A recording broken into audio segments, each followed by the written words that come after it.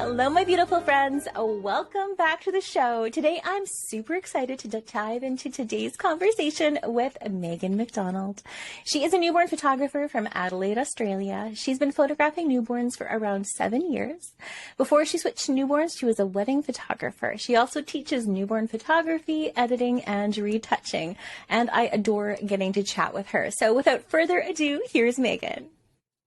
Welcome. Hi. So tell us who you are and what you're passionate about. Oh, gosh. So I'm Megan McDonald. I'm in Adelaide, Australia, and I photograph babies. Pretty much that's all I do, really, the newborns and sitters and a bit of maternity. I love doing posed newborns. I like them to be absolutely perfect. I like every finger in place, and I like them to be, I don't like them to have a flaw. I want them to be remembered exactly how mum and dad know they are. They know they're perfect, so I want them to look perfect. I love that. Now you're like me, I'm a post photographer, and those little hands out of place, just or even my angles off, or a smoosh of the cheek, you're just oh my gosh, you drive yourself bonkers, right? Yes, you do. And then you get back in Photoshop, you're like, oh, I knew I should have fixed it. Sometimes you have to let it go. Right? Sometimes you can't. Sometimes you've just got to deal with it and move on. Sometimes right, you get those sessions where it's you literally have two shots. Yeah. And you're lucky if one of them's in focus and the baby's broken position and you're well, that was all I get today. Yeah. If I move that finger a centimetre, I'm going to be in big trouble, and that's all we're getting for the rest of the day. Exactly. Now, can you share with us your journey to becoming a photographer? Because I know you started in weddings. Yes. So, well, before that, I was doing some studying for more like the arty kind of version, black and white. Had my own little black and white lab in my laundry. So I used to do sort of arty-farty, black and white kind of thing just for me. Yeah. And then my daughter came along, so I didn't really want the chemicals in the house. Yeah. I was already sort of shooting weddings a little bit through that. Not heaps, sort of, 10 to 15 a year, so not a lot, because I did have a full-time job at the time. And then my daughter came along, obviously didn't want the chemicals in the house, picked up the weddings a little bit more. And then, as your kids get older, you want to be at home on the weekend. Yeah. So it kind of, I just had a switch. I had one of my wedding clients actually come and ask me to do a maternity session. So I was sort of, researching, as you do, make sure you get the poses right. And because maternity and posed wedding couples isn't a great deal different, really. It's just you're holding a bump. Yeah. So it wasn't, a hard transition to that. But while doing that, I sort of saw all the really cute little baby photos. And I thought, oh, should I ask? Should I try? So I tried, and typical wedding photographer, thought it was going to be a breeze. Because, jack of all trades when you're a wedding photographer. Course, right? And I just fell in love with the challenge of it, I think. Yeah. The challenge of getting it perfect. Yeah. So, it all became from there. And ever since then, I've been, a baby photographer. I love that. Yeah. How old's your daughter? How old's your daughter now? Yeah, my son's 13. She just turned 13. Yeah. First year of high school this year. Same. Oh, Mama, it's hard. You know what? She's gotten easier. Oh, I love it. My docile, sweet boy that would tell me he loves me so much every day is now hey, bro. You're so cringe. Oh, I am cringe. Yeah. I Yeah, no, she's 13, but she's beautiful. She's really good. She loved being a kid.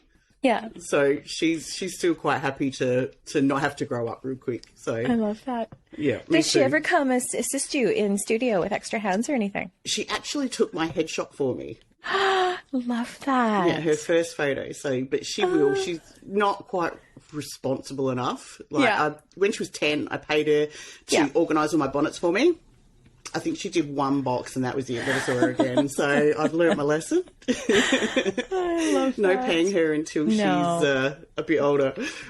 I love that. So what do you feel really has made the biggest difference in improving your art and your work? I think being critical of myself, but not being hard on myself. like trying to learn from my mistakes. So when I was first starting out, I'd look at a lot, like if I was doing a pose and I'm like, oh, you know, it's not quite right, I'd look at a lot of other photographers doing that pose. And then when I saw it was right, I'd sort of critique it. Now, why does this one work? Why does mine not work? And sometimes it would just be simply the angle. I'm like, well, obviously they're over a little bit more. So then the next time I'd shoot that, I'd shoot over a little bit more. And I'd try and maybe just concentrate on one thing at a time rather than changing everything at once. Because once you change everything at once, you never know what was the magic thing that worked because you've changed 5 things. So I think, just being critical and examining why this works, why that doesn't. I love that. I think I'm the same way. It's like you have to be a scientist really to like assess and diagnose why it worked in one image and why it didn't in another, especially with lighting and with your posing. And you like I remember when I first got my camera, I took a photo of Van, my son, and the lighting was perfect. The like he was posed beautifully. It was literally the first day I got my camera. I fluked out so hard. And then trying to figure out how do I replicate this result again, right? Yeah, I think definitely understanding why. Yes. Helps. Because, I mean, we all fall into that trap of just sticking our light in the same place over and over and over again. Yeah. And I think that's one of the good things about teaching is you have to think about it. And even now I still learn when I teach because I didn't teach through COVID and I quite missed that. So I definitely grow as a photographer when I teach because I've got to think more. Exactly. It's like, well, teachers are, isn't that the thing? Like they're learning while they're teaching. Yeah. Like that's the thing, right? We're all still always learning. And I think that's like the thing. I love teaching too, because I get so much out of it. Yeah. Right? Yeah. So I think for so many newborn photographers, we struggle with boredom, with the same poses, the same props, etc. How do you keep your sessions feeling fresh for yourself? And how do you like just embrace that? To like, do you have a workflow that creates ease, or like, how do you get around this? I definitely have workflows that I stick to, but in that workflow, I have different options. So if a family come in and they've got siblings, I always start wrapped, and the baby will always be wrapped to start with because you've got to concentrate on those siblings. Yep. Because mum and dad can kind of give up with, if the baby's wrapped and not looking quite, 100% is like slop because parents like to not stay in the one spot where you tell them to. Yep. But the siblings have got to look good, so we always wrap them first. But then I usually do about maybe 4 or 5 different wrap poses of baby alone after that. But I've got maybe 9 or 10 options for that, so you can mix it up. You don't have to do the same wrap poses every time. You've got options. Colour as well, I think helps, using different colours. I generally ask my parents, I don't like to give them a lot of choice. Obviously I take requests, but I think it's especially when you don't know what you're going to get every session with the baby, I will say, all I will really ask them is, are there any colours you would like me to use or avoid? Yeah. So they might say, I really love pink, but I hate yellow. So all I need to really do is give them pink, and then I'm not sort of stuck having to try and get heaps of pink naked or heaps of pink wrapped. I can do both. Yeah. And that way, you've got room to move, I think. And I think that helps with the boredom. I love having room to move. Whereas if I said to parents, all right, what 5 poses, what 6 poses, what 7 poses do you want? And they all pick the same thing, well, then you're kind of be stuck in that rut. Yeah. You're going to lose your creativity. Yeah. I find that too. And then for me, it's like, and I hate to say it because I'm not an advocate for shopping. Well, I am, but God, I love shopping so much. Lots of props. Like, it really is like the props. It's like when I feel bored, I know that practice is going to make me feel better, but yet buying the props is always the easiest solution, right? Like, a new prop can just put a twinkle in your eye. Right? Seriously. And I'm not shooting this this fall. I'm actually taking a year sabbatical from my photography business. Yeah. But I have so many Christmas newborn outfits, and it is killing me. It's killing me. I might actually just have to model call just to fill that creative need. Yeah, that creative spark. Yes. Actually, that leads me to our next question, and is, when you are feeling artistically stuck, what do you do to get out of it? Buy new props. Yeah. I know, right? I'm like, I don't have much in that colour. Ooh, I like that colour. Yeah. And there are trends too. Yeah. Like, even with fashion, you sort of see all of a sudden through winter we had that Kelly green. Yeah. coming out everywhere. So now I'm like, Yeah. ooh, I really like that Kelly green. Yeah. I've got to get me some Kelly green. So that inspires me too. I love Definitely. that. Love that. So what do you feel has been the biggest inspirations for your photography? Golly gosh. I think when I first started out, I really fell in love with Sandra Hill. Yes, interesting. Her beautiful photos where she's great. it was sort of, you know, you had the props and all the pretty things, but the focus was still on the baby. And I loved that. Whereas where I lived at the time, everyone was doing the big floral wreaths and, you know, or they would just plonk them down. Yeah. With a bit of a wrap, and that would be it. So I really loved that artistic look to it. And I think that's probably been, like, obviously through my journey, I've changed and I've got my own thing now. But I think through my journey, that probably was my biggest inspiration for where I am. So just that focus on the baby, but still with pretty stuff. I love that. I remember, like, my first, like, it was Ann Getty's, and then that was my first love, like, as a teenager. And then it was Baby's art for me. Yeah. And I can tell that in my work, because their work was like warm and little pink and light and airy. And like, you can definitely see my newborn work, and like that comes out still. And I just think it's so neat, like what you're naturally attracted to, where you learn and how you grow into that artist that becomes yourself. So it's so interesting. It is. But I tell you what, I tried it all at the beginning. I know.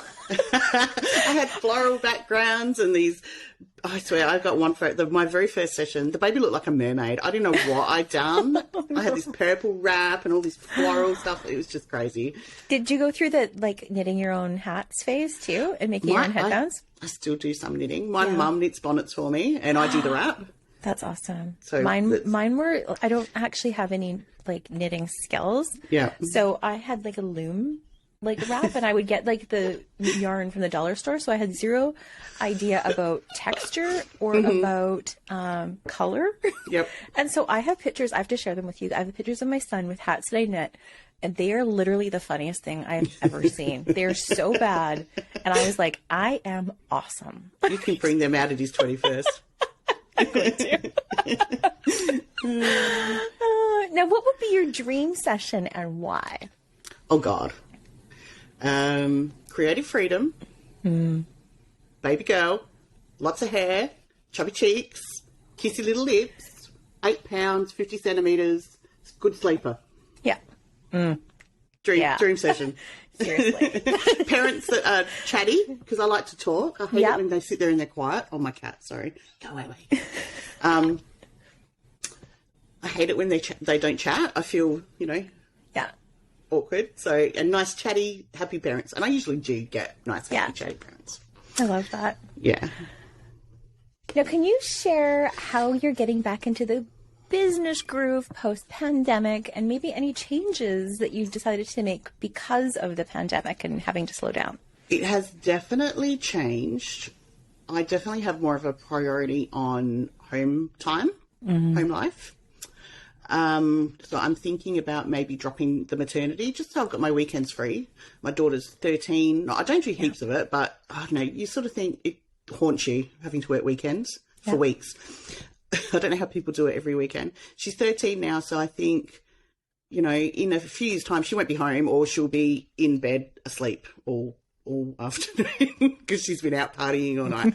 So I figure I probably need those weekends now while I can get them. Yeah.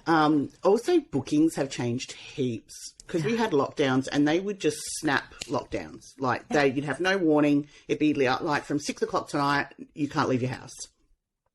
So people, I think, are feeling less likely to put deposits down over a long period of time just because they're so uncertain. Yeah. And lots of people got burnt with businesses not getting deposits back, that sort of thing, during the lockdowns. So I definitely find it's a lot more last minute. It's a lot more, I'm having my baby in 2 weeks. Yeah. Or I've got my baby. My baby's a week old. Can you fit me in? So I think just being a bit more flexible with that sort of thing and not counting on having 6 months worth of bookings, you know, sitting there ready for you has definitely been the biggest change. Yeah, it was a huge wake up call for me too, because I was running 2 companies at the same time. And I kind of just hit the wall and I was like, wow, I didn't realize how burnt out I was. Like, I was so exhausted. And do you know what I loved the most about it? You didn't have to feel guilty about being at home. No. Because you couldn't work. No. So usually if you're not working, you feel guilty because you're not working. If you are working, you feel guilty because you are working. So it was a beautiful, because I didn't work for 3 months at the beginning. And it was kind of good timing because I was going to teach. So I only had, we were going to go on like a month holiday. So for 3 of those months, I didn't have any bookings for 2 months. So I was very lucky. There was only a couple right at the beginning that I couldn't fit in. And then the others at the other end of it. So during the middle, I wasn't actually going to be working. I managed to get them in. They were like 4 weeks old or whatever, but you can still deal with it. So I was lucky I didn't have to disappoint heaps of people with their baby photos. So I was very thankful for that. But I've completely forgotten what I was talking about to begin with. I got distracted. It's all good. No, it's been, it's all good. I do it all the time. Just really the pandemic and how it changed our businesses. And like for me, it was just like, I was like, wow, I'm like radically undercharging. And I need to make some big shifts here. Like I'm working so much, I'm charging so little because I'm trying to make so many people happy. Like, but I'm like, am I happy? You got to make your business work for you. Yeah. Like I was like, I think I'm like low grade depressed, and I'm a pretty happy person. So that's hard to tell. Right? But I was. Yeah. So feeling deep down inside. I was just like, I'm tired.